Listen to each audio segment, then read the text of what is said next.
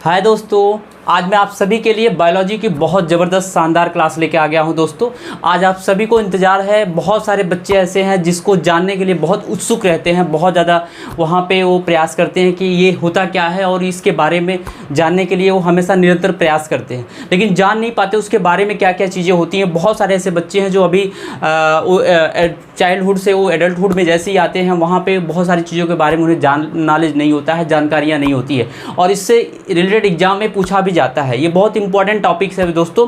Class 10th में, class 12th में आपको इससे रिलेटेड क्वेश्चन भी पूछा जाता है, इसका फिगर भी बनवाया जाता है, इससे बहुत सारे क्वेश्चंस बनते हैं और जो हम सभी के लिए, इस मानव जाति के लिए सबसे ज़्यादा इम्पॉर्टेंट है। हम सभी इसी के नाते जो है हम सभी आज इस धरती पे हैं। तो दोस्तों ये क्लास आज होने वाली है, यहाँ पे देख लीजिएगा, स्पर्म की क्लास, शुक्राणु जिसे बोलते हैं। ये शुक्राणु होता क्या है, आज हम इसके बारे में जानेंगे कि शुक्राणु है क्या, स्पर्म होता क्या है। देखिएगा यहाँ पे ये स्पर्म जो होता है, स्पर्म के ही नाते हम आप बने हुए हैं और स्पर्म का ही खेल है सारा।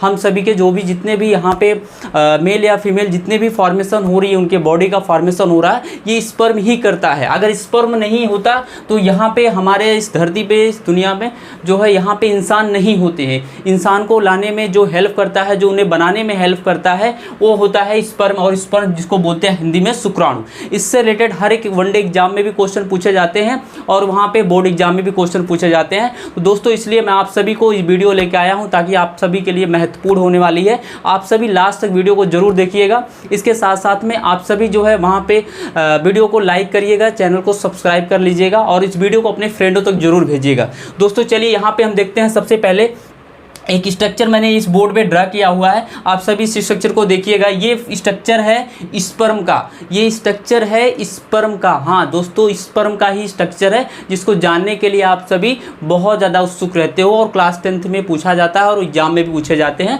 देखिएगा ये है स्पर्म का। ये देखिएगा स्पर्म का फिगर जो होता है कुछ इस तरीके से होता है। यहाँ पे देखिएगा ये इसका बॉडी जो होता है इस तरीके से होता है जैसा कि आप बोर्ड पे देख रहे हो, और इनके बॉडी को 3 पार्ट में डिवाइड किया गया। इनके 3 पार्ट में डिवाइड किया गया। फर्स्ट नंबर हेड है, सेकंड नंबर यहाँ पे, यहाँ से लेके यहाँ तक जो होता है वो हेड होता है, और उसके बाद यहाँ से लेके यहाँ तक के जो ये वाला पार्ट बीच में दिख रहा है, ये पार्ट यहाँ से लेके यहाँ तक का पार्ट ये हेड होता है, और यहाँ से लेके यहाँ तक का पार्ट जो होता है ये मिड, इसको बोलते हैं मिड पीस बोलते हैं, मिड पीस होता है। और उसके बाद फिर यहाँ से लेके यहाँ तक का पार्ट जो ये पूरा का पूरा यहाँ से लेके यहाँ तक दिख रहा है, इसको बोलते हैं टेल बोलते हैं। ठीक है, अब यहाँ पे देखिएगा दोस्तों, ये जो मिड पीस है, सॉरी जो हेड है, हेड में भी कई पार्ट्स होते हैं जो हम 1 बाई 1 करके आपको समझा रहे हैं। बस आप इसको समझते जाइएगा, बहुत कंसंट्रेशन होकर के इस क्लास को लीजिएगा ताकि आपको सारी चीज़ें समझ में आए और कोई डाउट ना रह जाए। यहाँ पे देखिएगा जो ये इनका हेड पार्ट होता है, हेड में भी कई पार्ट होते हैं, जैसे एक्रोसोम जो उनका आगे का हेड का पार्ट होता है, जो आगे माउथ का पार्ट होता है, वहाँ पे उसको बोलते हैं एक्रोसोम।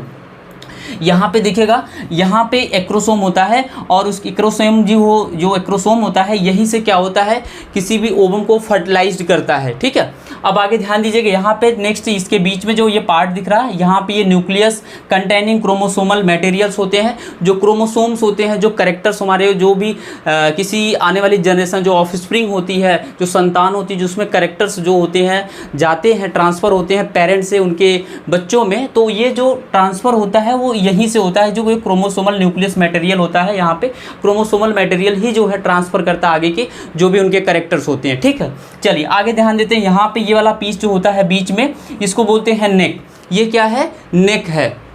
इतनी सारी चीज़ें आपको अच्छे से समझ में आ गई होंगी। अब चलते हैं, हम आपको बताते हैं। यहाँ पे ये बीच में है माइटोकॉन्ड्रिया, ये जो आपको लाइनिंग दिख रहा है यहाँ पे लाइन सा, इसको बोलते हैं माइटोकॉन्ड्रिया। ये माइटोकॉन्ड्रिया का क्या काम होता है, माइटोकॉन्ड्रिया जो होता है इस स्पर्म को जो है वहाँ पे शुक्राणु को जो है उसे वो एनर्जी देता है। एनर्जी के नाते ही जो है वो शुक्राणु जो स्पर्म होते हैं वो मूव करते हैं, और इनका मूवमेंट जो होता है वो बहुत तेज़ होता है। इनकी स्पीड जो होती है दोस्तों बहुत तेज़ होती है। तो जो मैं आपको यहाँ पे बता रहा हूँ, ये माइटोकॉन्ड्रिया जो होता है ये हमेशा इन्हें एनर्जी देता है, इसलिए माइटोकॉन्ड्रिया यहाँ पे देखिएगा ये पाया जाता है। आगे ये वाला टेल वाला पार्ट है, टेल जो होता है ये बहुत ज़्यादा ये एक्टिव होता है, मूवमेंट करने में ये बहुत हेल्प करता है, उनके डायरेक्शन को बार बार चेंज करता है। जैसे आपने स्नेक देखा होगा, आपने फिशेस देखा होगा, तो हर एक में टेल होते हैं, तो वहाँ पे क्या होते हैं जब उन्हें मूवमेंट करना होता है देखते हैं बहुत तेज़ी के साथ में मूवमेंट करते हैं। जैसे आपने स्नेक देखा हुआ है, या फिश देखा होगा स्नेक, वैसे सेम स्नेक के जैसा यहाँ पे स्ट्रक्चर भी दिखाई दे रहा होगा आपको। और वहाँ पे जैसे वो मूवमेंट करता है अपने टेल के थ्रू हेल्प से, वैसे जो है यहाँ पे भी ये जो टेल होते हैं इनके मूवमेंट कराने में बहुत ज़्यादा हेल्प करते हैं। इनकी स्पीड बहुत तेज़ी के साथ में होती है, मूवमेंट बहुत तेज़ करते हैं दोस्तों। इतनी सारी चीज़ें आपको सारी चीज़ें समझ में आ गई होंगी आपको जो मैंने बताया। यानी हेड हो गया आपको समझ में आया होगा, नेक, और यहाँ पे न्यूक्लियस, क्रोमोसोमल मटेरियल हो गया, एक्रोसोम क्या है, आपका माइटोकॉन्ड्रिया क्या है, ये सब चीज़ें क्लियर हो गई होंगी। ठीक है, अब इसके बाद टेल भी हो गया। अब ध्यान दीजिएगा नीचे इनसे रिलेटेड, अब देखिएगा यहाँ पे इनसे रिलेटेड क्या होता है कि इनके पार्ट्स हो गए। ठीक है, पार्ट्स होने के साथ साथ में फिर इनका क्या है यहाँ पे इम्पॉर्टेंट रोल क्या है। इनका इम्पॉर्टेंट रोल क्या है कि अभी मैं आपको बताने जा रहा हूँ इम्पॉर्टेंट रोल इनका है क्या। ये चीज़ें मैं आपको लास्ट में बताता हूँ इम्पॉर्टेंट रोल इनके क्या क्या है, बट इनके और भी पार्ट के बारे में जान लेते हैं। इधर आइएगा, ये जो यहाँ पे स्पर्म होता है ये पाया कहाँ पे जाता है, ये ह्यूमन बॉडी का जो मेल है उस मेल के जो है यहाँ पे टेस्टिस में, मेल के टेस्टिस में जो है यहाँ पे ये पाया जाता है स्पर्म। स्पर्म जो है मेल के टेस्टिस में पाया जाता है, और उसके साथ साथ में उसमें एक सैक लाइक स्ट्रक्चर होता है। उनके टेस्टिस में जो होता है एक सैक लाइक स्ट्रक्चर्स होता है, ऐसे सैक लाइक स्ट्रक्चर्स होता है। इसी सैक लाइक स्ट्रक्चर्स में क्या होता है यहाँ पे ये पाया जाता है। तो इसी को बोलते हैं हम क्या, जो सैक लाइक स्ट्रक्चर्स होता है उसको बोलते हैं हम स्क्रोटम बोलते हैं। इसको हम क्या बोलते हैं यहाँ पे, इसको बोलते हैं स्क्रोटम बोलते हैं। यहाँ पे ये स्क्रोटम हो गया। इतनी चीज़ें क्लियर हो गई। तो ये स्क्रोटम हो गया। और टेस्टिस क्या है, टेस्टिस का मतलब ये होता है जैसे जो राउंड में टू लाइक स्ट्रक्चर पाया जाता है, ऐसे वन साइड एक होता है, एक वन साइड होता है, राइट साइड एक लेफ्ट साइड। तो टू जो है वहाँ पे टेस्टिस होते हैं, और उसके बीच में यहाँ पे क्या होता है, यहाँ पे इसी के बीच में क्या होता है, यहाँ पे पेनिस होता है। और जब वहाँ पे पेनिस होता है तो इस स्क्रोटम से क्या होता है, निकल करके, स्क्रोटम से निकल करके, मैं आपको स्ट्रक्चर से यहाँ पे फिर से ड्रा कर देखो आप, ऐसे करके ये हो गया, और एक आपका ऐसे हो गया। ठीक है, अब यहाँ पे इसके बीच में यहाँ पे क्या होता है, ऐसे ये पेनिस हो गया, और यहाँ से ये निकल करके फिर पेनिस के थ्रू बाहर निकलता है, ऐसे नीचे की तरफ आता है। तो ये चीज़ें होती हैं। तो यहाँ पे इसे बोलते हैं टेस्टिस। दोनों साइड में जो होता है, राइट साइड में और लेफ्ट साइड में जो होता है टेस्टिस होता है। बीच में जो उनके एक ट्यूब लाइक स्ट्रक्चर होता है, लॉन्ग साइज में होता है, उसको बोलते हैं पेनिस बोलते हैं। ठीक है, अब यहाँ पे ध्यान दीजिएगा। तो ये जब यहाँ पे जब स्क्रोटम से ये जो राउंड लाइक स्ट्रक्चर दिख रहा है, इसी में से क्या होता है, स्पर्म निकल कर के आता है। तो उसी पार्ट को जो सैक लाइक होता है उसे बोलते हैं स्क्रोटम। और जो टेस्टिस होता है, टेस्टिस का मतलब यही जो राउंड में दिख रहा है यहाँ पे पूरा का पूरा, उस स्ट्रक्चर को हम बोलते हैं टेस्टिस बोलते हैं। इतनी सारी चीज़ें क्लियर हो गई। चलिए, अब आपको बहुत मज़ेदार चीज़ें यहाँ पे बताने जा रहे हैं। नेक्स्ट आपका है मिलियंस स्पर्म। एक बार में जो है कितने स्पर्म वहाँ पे प्रोड्यूस होते हैं। तो एक बार में यहाँ पे मिलियन स्पर्म प्रोड्यूस होते हैं दोस्तों। मिलियन प्रोड्यूस यहाँ पे होते हैं, मिलियन स्पर्म जो है एक बार में जो है वहाँ पे प्रोड्यूस होते हैं, मतलब उनके बॉडी से निकलते हैं। मेल के बॉडी से एक बार में जो है मिलियन जो है 200 से लेकर 300 मिलियन जो है वहाँ पे स्पर्म एक बार में निकलते हैं, बॉडी से आउटसाइड निकलते हैं। ठीक है, यानी इस स्पर्म यहाँ पे ये जो टेस्टिस से निकल करके बाहर आते हैं पेनिस के थ्रू। तो ये हो गया आपका मिलियन स्पर्म एक बार में निकलते हैं। इतनी चीज़ें क्लियर होनी चाहिए आपको। आगे ध्यान दीजिएगा। नेक्स्ट होता है हार्मोन्स होता है। हार्मोन जो होता है जब ये निकलता है, रिलीज होता है, तो रिलीज होने के समय में ही जो है यहाँ पे एक टाइप का ये हार्मोन को प्रोड्यूस करता है। मतलब यहाँ पे एक टाइप का जो है हार्मोन भी सेक्रेट होता है। और जो ये हार्मोन होता है इसे बोलते हैं मेल हार्मोन। इसे हम क्या बोलते हैं, मेल हार्मोन दोस्तों। मेल हार्मोन यहाँ पे जो मेल हार्मोन होता है, ये मेल हार्मोन जो होता है उसका नाम होता है इसी, यानी टेस्ट से निकलने वाला जो हार्मोन है, टेस्ट से ही निकलने वाला जो हार्मोन है उसे बोलते हैं टेस्टोस्टेरॉन। टेस्टोस्टेरॉन, आप सभी इसको याद रखना कि जो मेल से निकलने वाला हार्मोन होता है उसको हम क्या बोलते हैं, टेस्टोस्टेरॉन होता है। चलिए आप लोग यहाँ पे याद करिएगा, ये एग्जाम में पूछा जाता है कि मेल से निकलने वाला, मेल के टेस्ट से निकलने वाला, रिलीज होने वाला या प्रोड्यूस होने वाला, कि वहाँ पे जो हार्मोन्स होता है या मेल हार्मोन का नेम क्या है। तो ऐसे क्वेश्चन पूछे जाएंगे तो वहाँ पे आप टेस्टोस्टेरॉन, मानी टेस्ट से निकलने वाला, टेस्ट से रिलेटेड नाम है यहाँ पे, तो टेस्टोस्टेरॉन हो जाएगा। तो ये दोस्तों आप लोग यहाँ पे टिक करिएगा, इनका आंसर राइट करिएगा। ठीक है, चाहे आपके बोर्ड एग्जाम में पूछा जाएगा या किसी कंपटीशन एग्जाम में पूछा जाएगा, तो वहाँ पे अपना टिक करिएगा। आगे ध्यान दीजिएगा। इसके बाद यहाँ पे नेक्स्ट होता है सीमेन। सीमेन क्या होता है, देखिए सीमन बहुत इंपॉर्टेंट चीज़ है। आप लोगों ने बहुत सारा सीमन सुना होगा, सीमन का नाम भी सुना होगा। जैसे आप लोगों ने एनिमल्स के में सुनते हैं, कभी उनको सीमन चढ़ाया जाता है उनकी फीमेल में, तो उसके बाद से फिर वहाँ पे उनकी एक नई ऑफस्प्रिंग आती है उसी सीमन से। तो ये सीमन होता क्या है, सीमन देखिए यहाँ पे क्या है कि सीमन जो होता है इनके स्क्रोटम से निकलने वाला वहाँ पे एक प्लाज्मा होता है, ठीक है। और ये प्लाज्मा जो होता है वो सेमिनल प्लाज्मा होता है, जिसको बोलते हैं सेमिनल प्लाज्मा। और ये सेमिनल प्लाज्मा जो होता है वो लिक्विड वाइट कलर का पाया जाता है। कैसा होता है? वह लिक्विड वाइट कलर का पाया जाता है। मतलब यहाँ पे मैंने अभी राइट किया, ये देखिए सीमेन जो होता है स्टिकी वाइट कलर्ड फ्लूइड होता है। यहाँ पे ये जो होता है वाइट कलर फ्लूइड होता है जो स्टिकी होता है, चिपचिपा सा होता है, तो इसी को बोलते हैं हम यहाँ पे सीमेन बोलते हैं, ठीक है। और इसी के साथ में क्या होता है, स्पर्म मिल जाता है। तो जब स्पर्म मिल जाता है तो स्पर्म को क्या होता है वहाँ पे मूवमेंट करने में हेल्प करता है। जैसे आपने देखा होगा कि किसी थिंग्स को अगर हम पानी में डाल दें तो पानी में क्या होता है, मूवमेंट करना स्टार्ट कर देता है। अगर वैसे हम किसी प्लेस पे रखते हैं तो मूवमेंट नहीं होता, लेकिन अगर उसे वाटर में डाल दे तो वो क्या होता है, मूवमेंट करना स्टार्ट कर देता है। जैसे मछली होती है, आप फिश आपने देखा होगा, तो जब उसे बाहर निकाल दो, पानी से बाहर निकाल देते हैं तो वहाँ पे वो ऐसे किसी एक प्लेस पे ऐसे स्टेबल होती है, लेकिन जैसे उसको वाटर में डालते हैं तो उसका मूवमेंट क्या होता है, स्टार्ट होती है, क्योंकि उसको वहाँ पे एक फेवरेबल कंडीशन मिल जाती है, फेवरेबल वहाँ पे चीज़ें। ऐसे यहाँ पे भी होता है कि जो ये वाइट कलर का फ्लूइड होता है, जो वाइट कलर का निकलता है, इसी को बोलते हैं सीमेन। और इसी के साथ में जो होता है हमारा स्पर्म जो होता है उसी में पाया जाता है और जो मूवमेंट करता है, ठीक है। आगे ध्यान दीजिएगा, नेक्स्ट है दोस्तों ये स्पर्मेटोजेनेसिस होता है। एक वर्ड आता है आपके एग्जाम में भी पूछा जाएगा, स्पर्मेटोजेनेसिस है क्या, स्पर्मेटोजेनेसिस है क्या। तो स्पर्मेटोजेनेसिस होता क्या है कि the formation of the sperm, sperm बनने के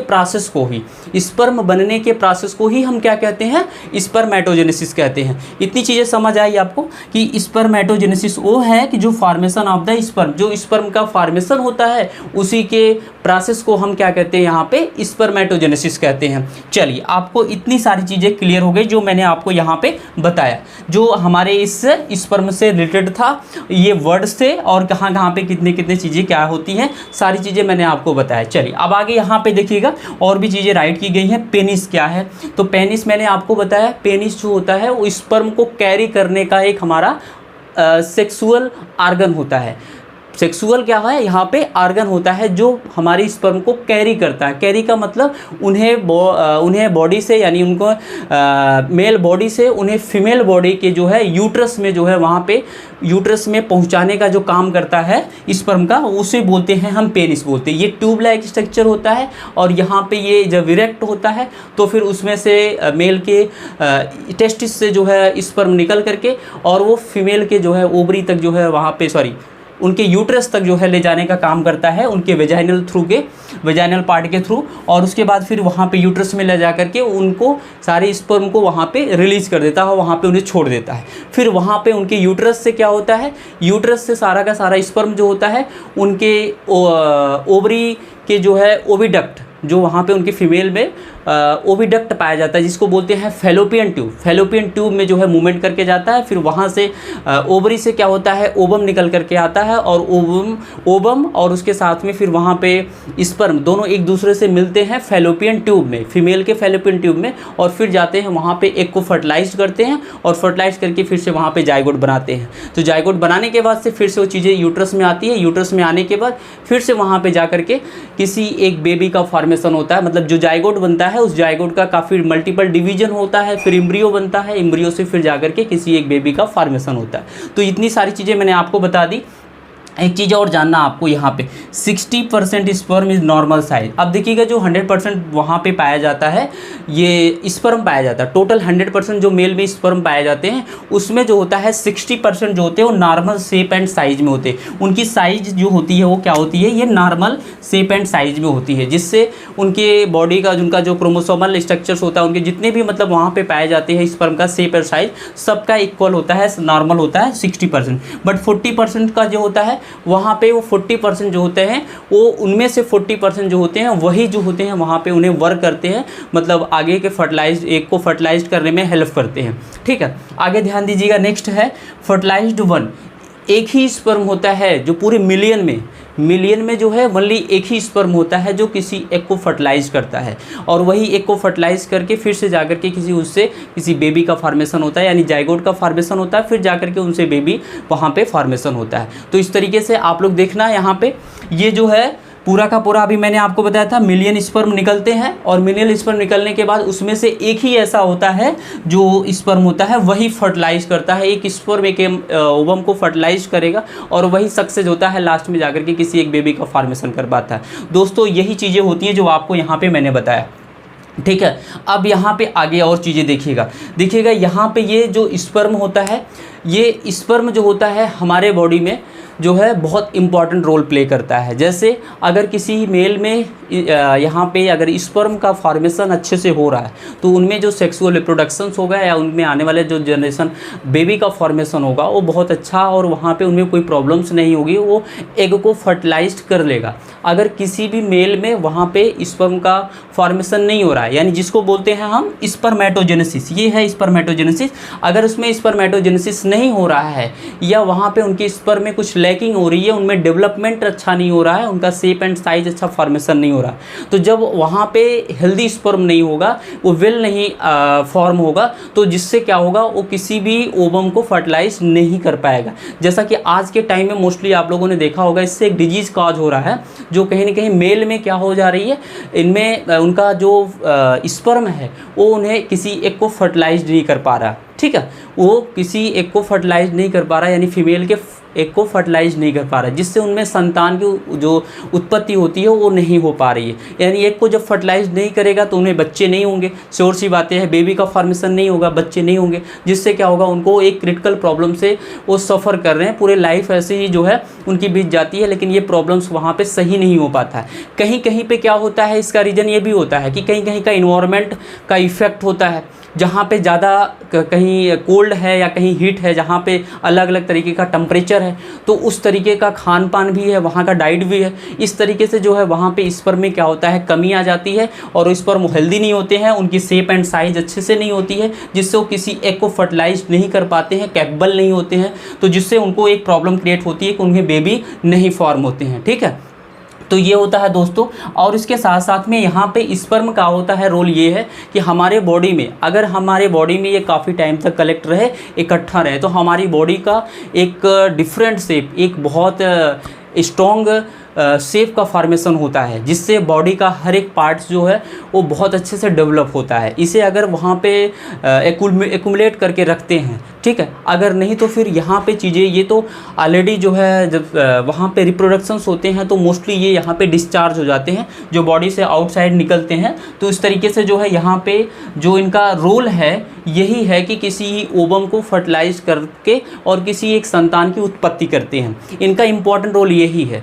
और आप लोगों ने भी इसके पहले भी जो लोग जानते होंगे या जो नहीं जानते थे अभी तक, तो वो लोग भी जान ले कि यहाँ पे इनका इम्पॉर्टेंट रोल यही है जो मैंने अभी आपको बताया, कि किसी एक को फर्टिलाइज करेंगे तो फिर जाकर के उनसे बेबी का फॉर्मेशन होगा, और जब बेबी का फॉर्मेशन होगा तो फिर वही बेबी आगे चल के उनकी संतान कहलाएगी। अदरवाइज अगर यही नहीं फर्टिलाइज कर पाएंगे और फर्टिलाइजेशन अगर नहीं हो रहा है तो फिर जाकर के उनमें बेबी का फॉर्मेशन ही नहीं होगा, जिससे वो संतान, वो माता पिता पूरे जीवन भर एक असंतोषजनक और एक उनकी जो ज़िंदगी, उनकी लाइफ है, वो बिल्कुल बिना बच्चे की हो जाएगी, बिना एक अलग तरीके की हो जाएगी, और वो हमेशा परेशान रहते हैं कि उनके भी पास बेबी हो। लेकिन होता क्या है कि प्रॉब्लम यहाँ पे इनके स्पर्म में होते हैं, कभी कभी कुछ कमियाँ होती हैं जिससे ट्रीटमेंट कराते हैं डॉक्टर के द्वारा, तो फिर जाकर के डॉक्टर वहाँ पे मेडिसिन के थ्रू उन्हें कुछ ठीक कर देता है, कुछ कमी रहती है तो उनके प्रॉब्लम को वहाँ पर सॉल्व कर देता है, जिससे फिर बाद में स्पर्म का फॉर्मेशन भी अच्छा होता है और उससे आके फिर एग का फर्टिलाइजेशन भी हो जाता है। तो दोस्तों यहाँ पे यह आप लोगों ने स्पर्म देखा,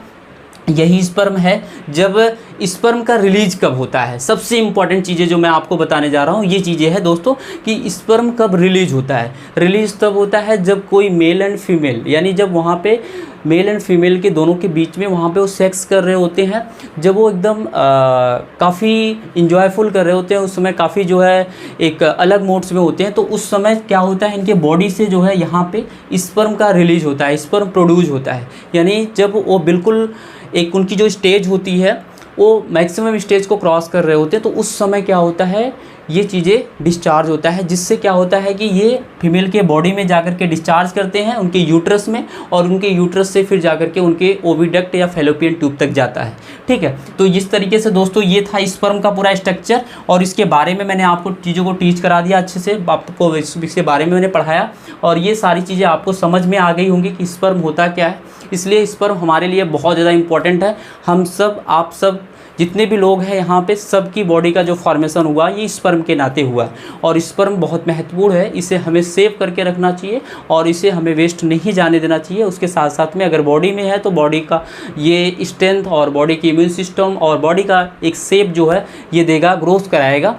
और जैसे आप लोगों ने देखा होगा यंग एज में बच्चे मोस्टली एक मिसबिहेव करते हैं, तो ये सारी चीज़ें नहीं करनी चाहिए, जिससे क्या होता है कि वहाँ पे उनके बॉडी का ग्रोथ जो होता है वो लैक हो जाता है, यानी वहाँ पे वो स्टॉप हो जाता है, रुक जाता है।